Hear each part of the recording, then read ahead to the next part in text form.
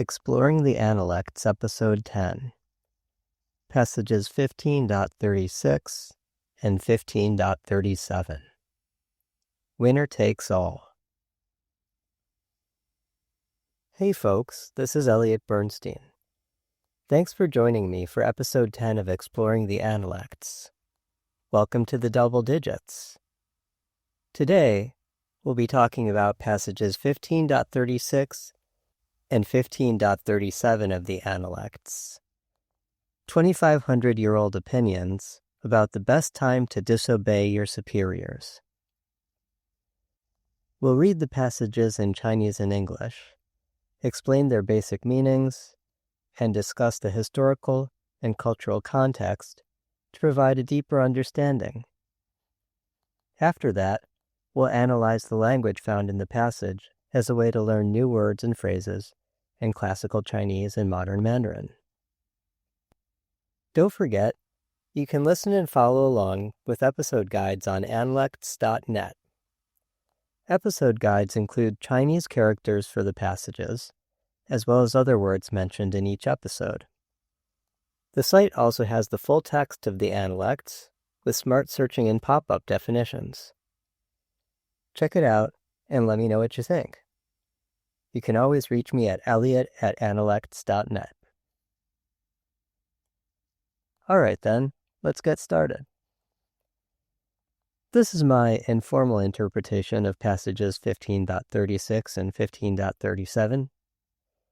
Remember, this isn't a translation, but I wanted to capture something about the spirit of the passages that sticks with you for the rest of the episode.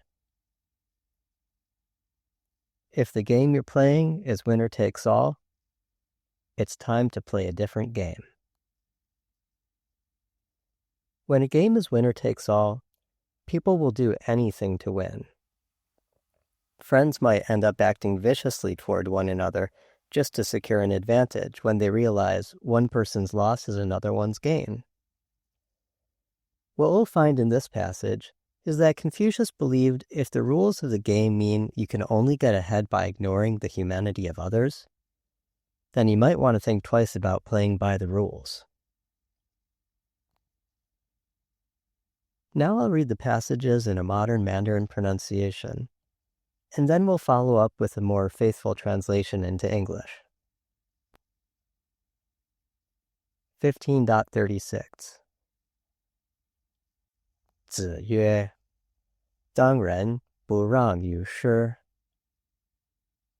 The master said, do not follow the rules, even those of your teacher, if they conflict with human-heartedness. 15.37子曰君子真而不亮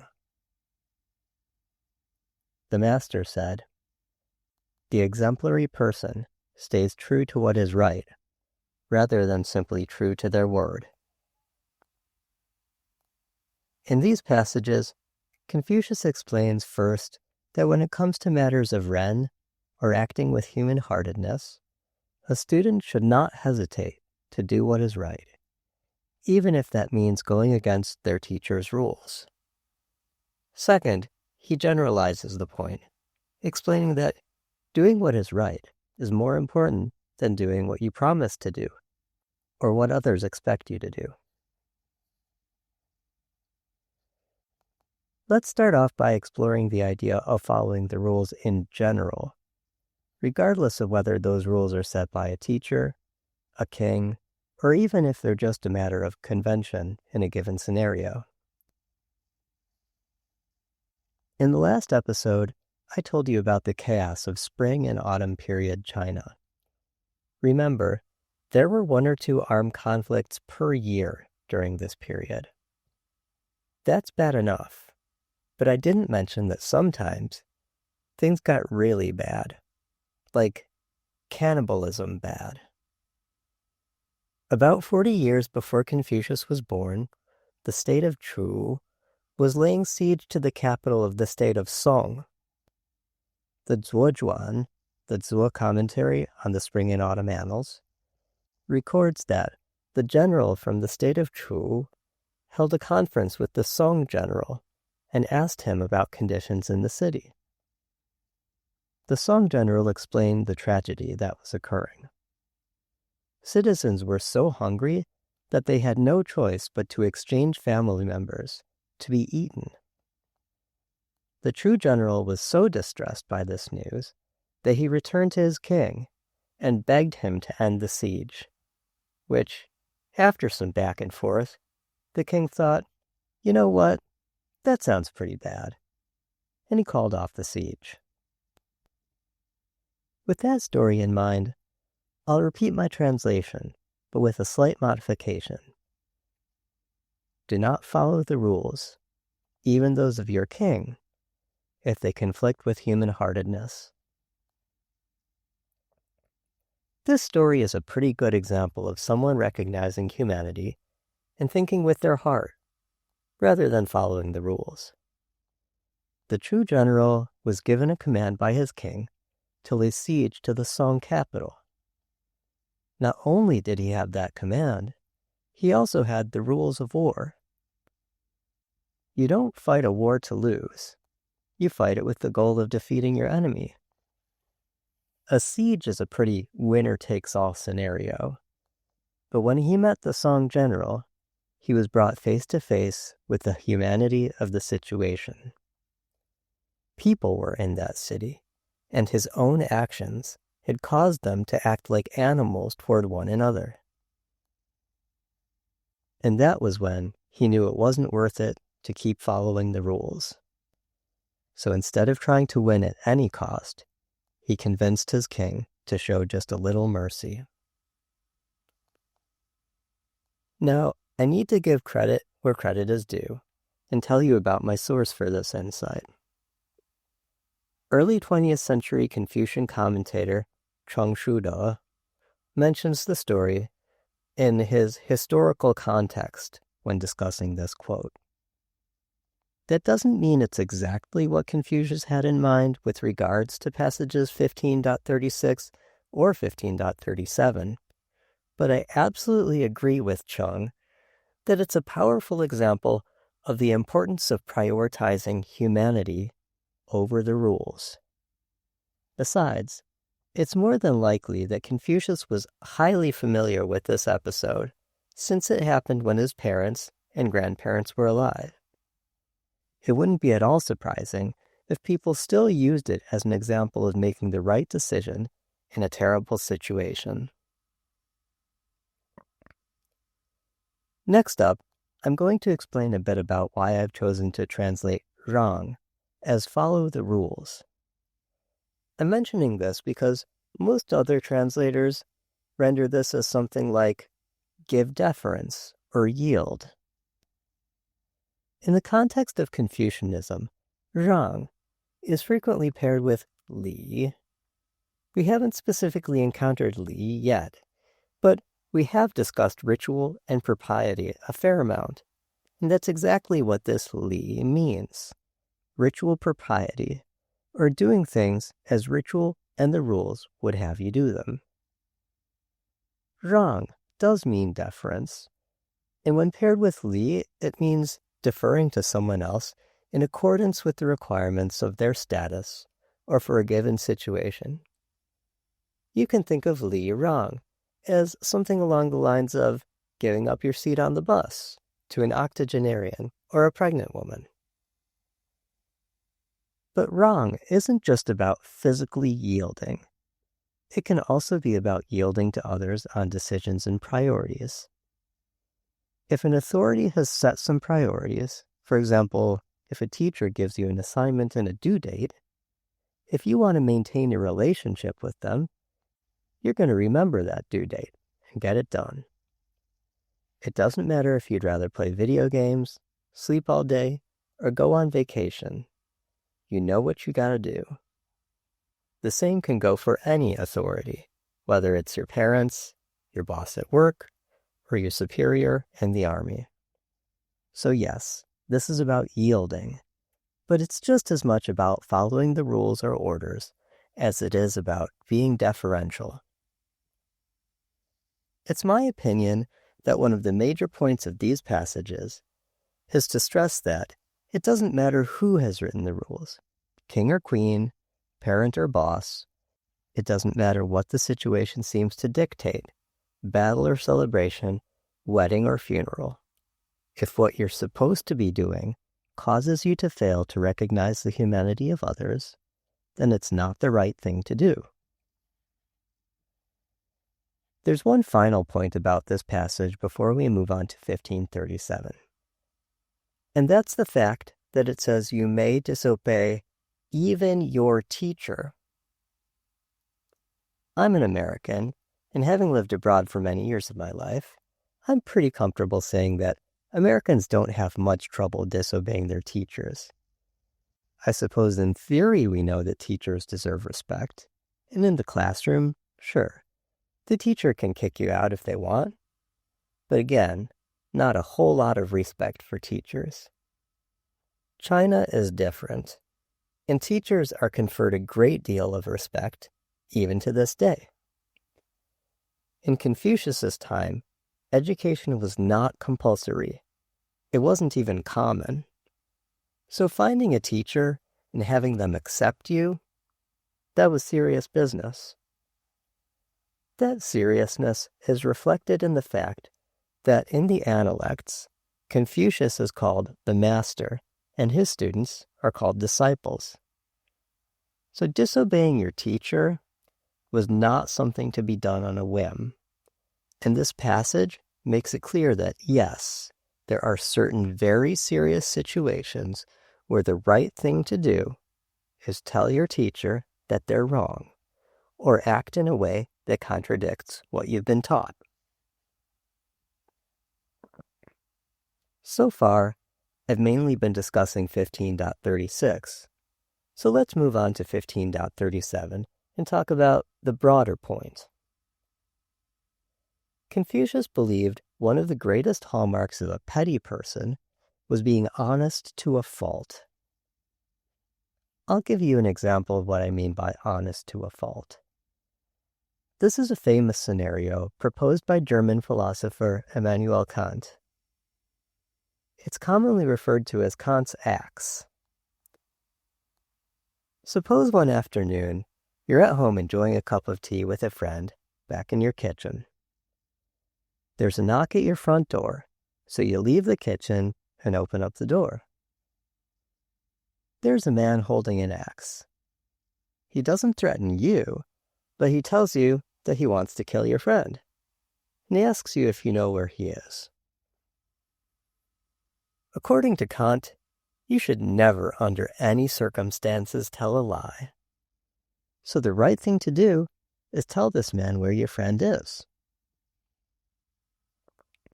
Confucius is really on the opposite end of the spectrum here. Yes, he would say, an upstanding person tells the truth whenever they can. If they make a promise, they do their best to stick to it. But when it comes to the greater good, if that means telling a lie or breaking a promise, they don't rigidly stick to these rules. According to Confucius, you should absolutely lie to an axe murderer. In passage 13.18, the Duke of Sha tells Confucius that a father was reported by his righteous son to the authorities for stealing a sheep. Confucius replies that where he's from, justice is different. That son wouldn't be considered righteous. Even if one of them had committed a crime, a father should protect his son, and a son should protect his father. Or in the words of A$AP Rocky, stop snitching. There's no single correct answer to whether or not it's okay to lie, break a promise, or disobey a rule. But Confucius takes a dim view of those who can't adapt their behavior to suit the circumstances. Confucian commentators term this 小信, or petty fidelity. The opposite of this rigid behavior is called 权, or discretion.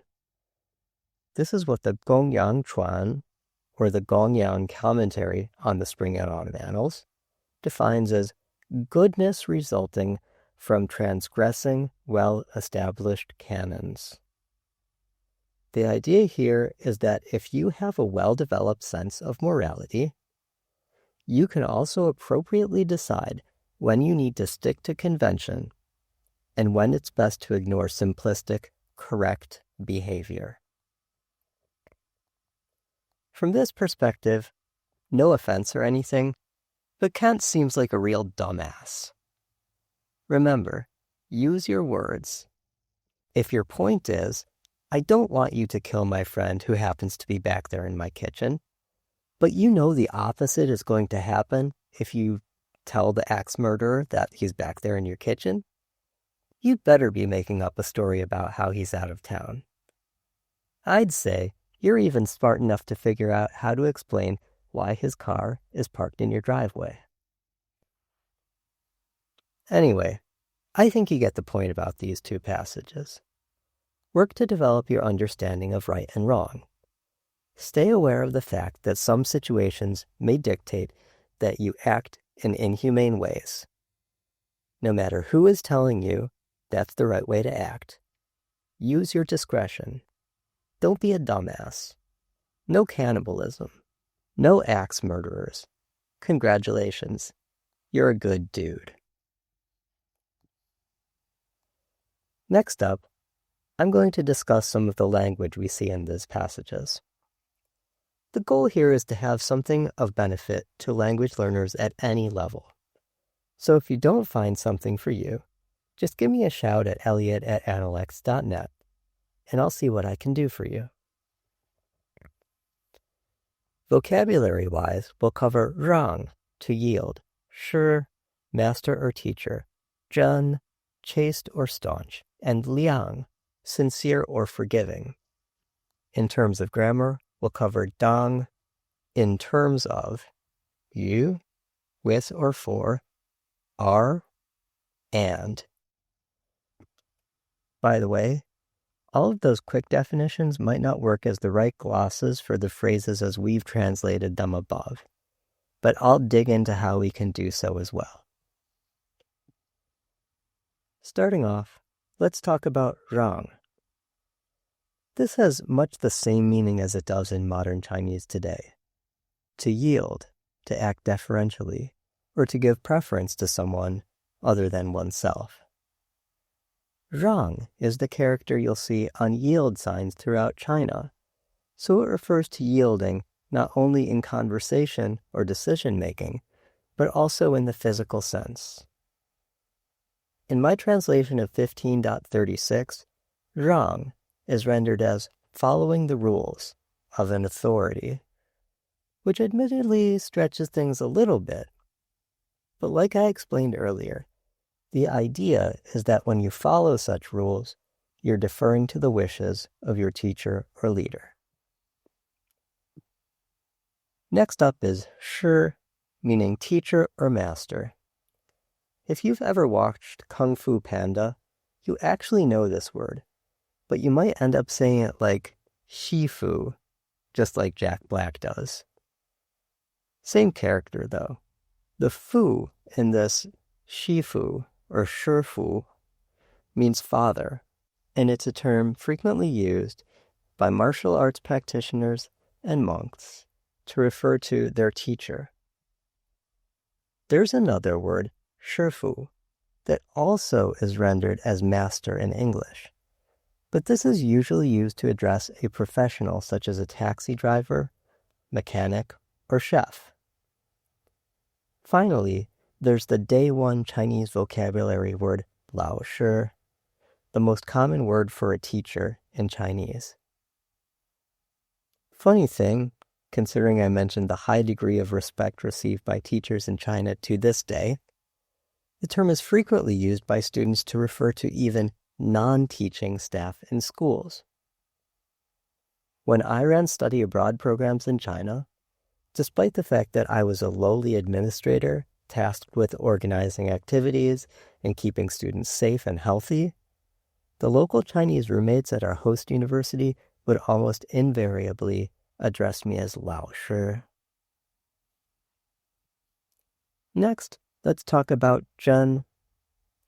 This is a truly ancient character, and its modern usage has shifted significantly from those origins. The I Ching, the ancient Chinese divination manual, known as the Book of Changes, is jam-packed with this character, Zhen. It appears more than 100 times in the core text. The original meaning of Zhen was to verify a conjecture with the heavens through divination. The first appearances were between the 14th and 11th centuries BCE in Jiagu Wen, or oracle bone scripts. Oracle bones were ox shoulder blade bones, called scapula, or the flat bottom shells of tortoises, called plastrons, that had writing scratched into them.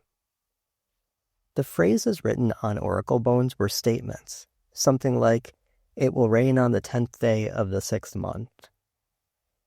Once the phrase was written, the bone would be heated until it cracked, and that crack would be interpreted as a sign of the heavens supporting or rejecting the claim. Now that you know that, I can explain the character a little better. The top of this character has Bu, and if you're not looking at the episode guide to see this character, this is a vertical stroke with a small diagonal line coming off of it. And it represents that crack in the bone I just mentioned. The bottom part of the character was originally a ding. This is a three-legged ritual cauldron, a vessel used by the royal family for conducting sacrifices. So the short story is, this character originally referred to that divination process conducted on oracle bones, and by extension, divination in general, such as the type conducted when consulting the I Ching. From there, the character began to be associated with truth and correctness, since those divination processes were used to determine the truth of a statement or the correct course of action. And that's where we get the meaning found in passage 15.36, staying true to what is right.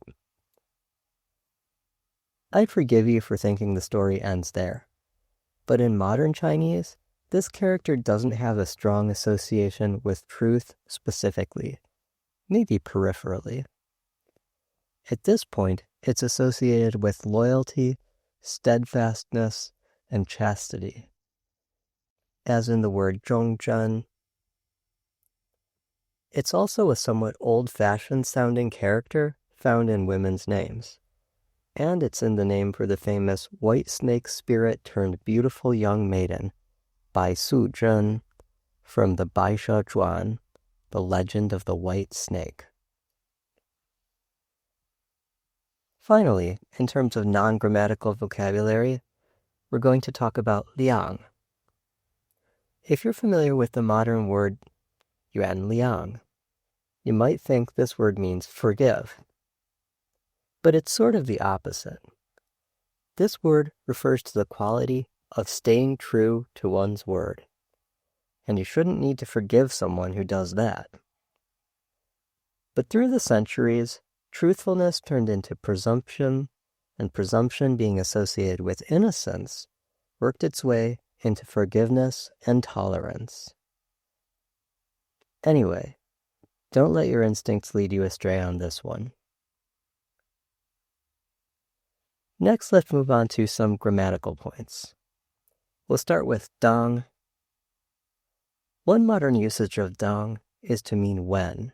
For example, in the phrase 当你回家的时候, meaning when you get home. That usage is probably the closest we'll get to this one.